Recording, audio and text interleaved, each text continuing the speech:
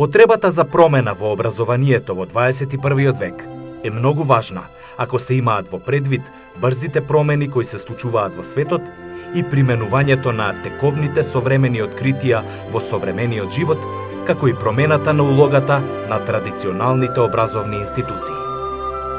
Образованието во 21. век пред себе има поставено многу поинакви задачи од традиционалниот модел на образование, каде меморирањето информации и факти е најважен дел од образованието.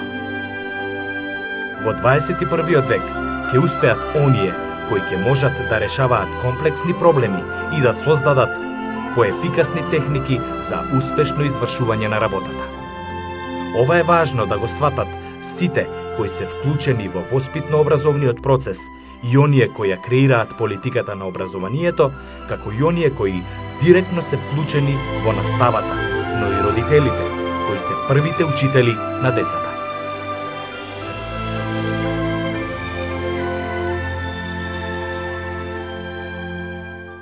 Во 21. век ќе бидат потребни ученици кои ќе учат целиот свој живот и затоа потребно е да се создадат услови секој ученик да стекне научни, уметнички и практични способности за да учествува успешно во 21. век. Да се создаде средина за учење која ќе се базира на взаемна почит и демократски принципи. Да се обезбедат услови за развој и продолжување на добрата пракса.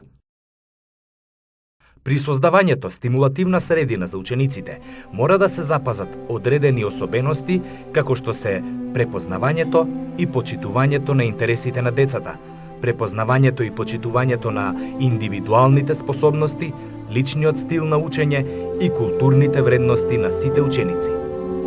Затоа потребно е да се овозможат разни опции кои нудат широк опсег на избори кои излегуваат во пресред на индивидуалните интереси и стилови на учење на учениците. Изборот може да биде преку различен приод кон активностите, различни материјали за употреба, различна околина и различна взаемна соработка. Многу е важно наставникот да создаде средина и атмосфера во училницата каде учениците ќе се чувствуваат слободни да го изразат сопственото мислење, да веруваат во себе, во наставникот и во своите другарчиња, да користат разни методи со кои ќе се пренесе знаењето на учениците, да ги вклучува во донесувањето на правилата на однесување, да ги поттикнува да соработуваат, да ги почитуваат останатите и да бидат успешни.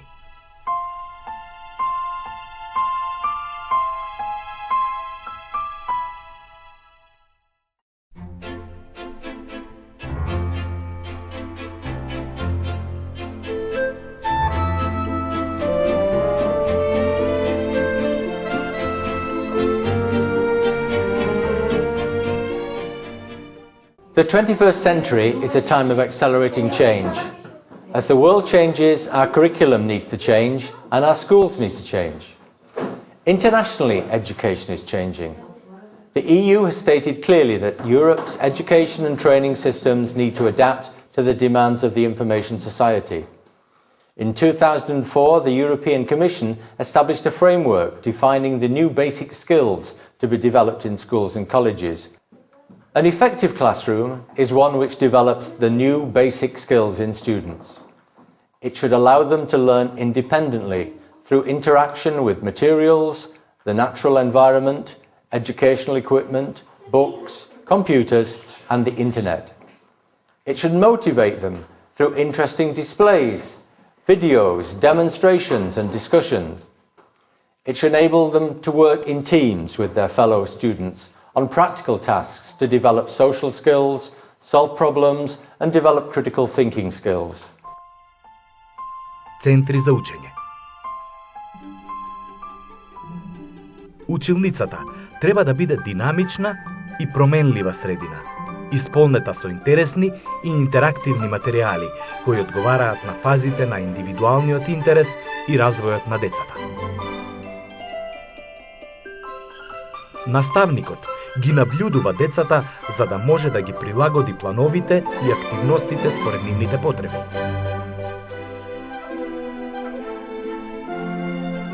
Тој треба да планира активности за групно и индивидуално учење, кои ќе бидат концентрирани врз специфични задачи и цели, што произлегуваат од наставниот план и програма, како и од интересите на децата, да поттикнува разговори и љубопитност кај децата.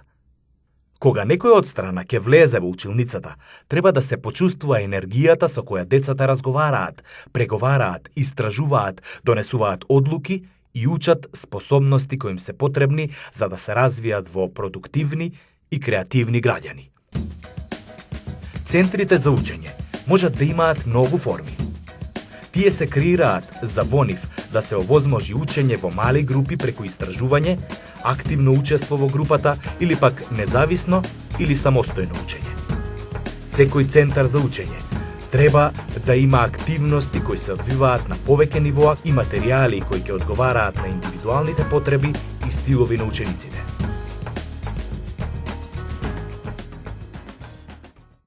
Центрите за учење обезбедуваат можности за проширување на сваќањата и развој на нови способности при што се поаѓа од минатото искуство. Испланираните центри за учење излегуваат во пресред на индивидуалните потреби на учениците во училницата и им даваат слобода да напредуваат во учењето. Групирањата во училницата треба да бидат хетерогени, за да се овозможи учениците да учат од своите врсници и да служат како модели едни на други. Просторот во училницата треба да е поделен на неколку центри за учење кои содржат различни материјали. Тие се место каде децата учат низ игра, истражуваат, откриваат, креираат, ги развиваат своите способности, решаваат проблеми, учат да прават избори, учат да донесуваат одлуки, да соработуваат, комуницираат, преговараат со другите деца, да превземаат лична одговорност, учат да се почитуваат едни со други. Центрите за учење ја збогатуваат средината и им помагаат на децата да бидат активни во процесот на учење.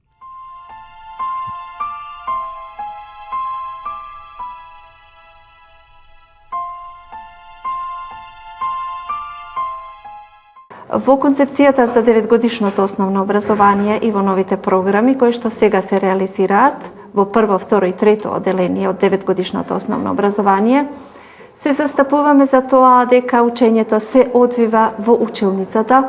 Учениците комуницираат со наставничката, комуницираат помеѓу себе, се поддржуваат, соработуваат, се користат различни извори на учење, значи не се подпираме само на наставничката, односно само на учебникот, но се користи се она што го имаме во непосредната околина.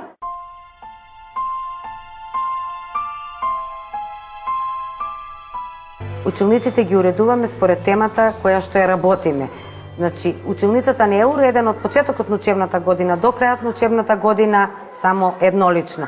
Секоја тема си носи своја креативност, своји идеи, своја разноликост во самата училница.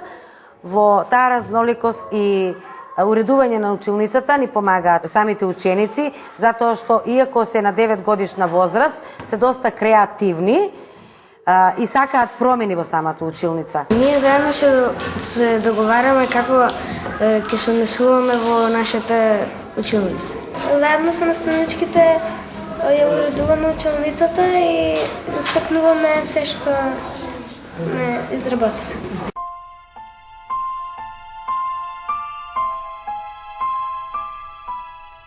Во соработка со класниот раководител и учениците во одделението, заеднички се договоривме како да направиме средината за работа и учење да изгледа поубава и попријатна за сите. Се договоривме заеднички на кој начин би ја уредувале нашата училница, со тоа што би ги мотивирале